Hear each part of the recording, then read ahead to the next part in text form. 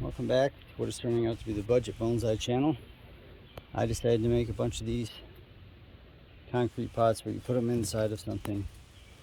The key to this is to find something with feet so that your pot will have feet. Now there's a lot. I was going to film the whole process, but I'm not that good at it yet. So maybe when I get better at it, I will. There's a lot of really good videos out there. People who are good at this. You want to use Portland mix, cement mix, not concrete, and sand, and really getting the mixtures right is the issue. So I'm going to pop these out and we'll have a look at them. Okay, I got them all out. They look pretty cool, I think. I think this one turned out really neat. I put some color in the concrete, the cement mix, but I didn't mix it very well. You see it's the tan brown on the inside. Look how cool the feet and stuff worked out. Really neat.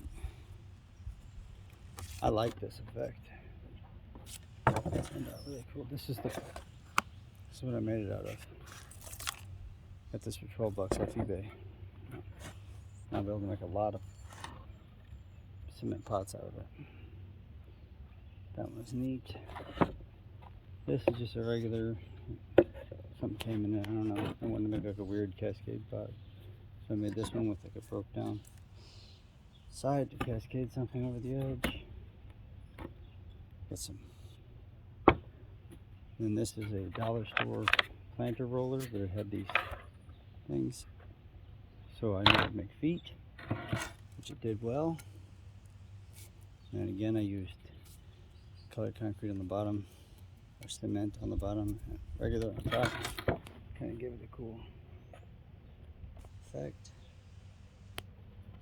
It's not that deep, maybe 2 inches, but it'll be cool for like a landscape forest. This one I made out of the top of a cake, and it has a cool line on the bottom from where I used 2 different colors of cement. It's deep, it's heavy, turned out pretty cool. It will need feet. They're there.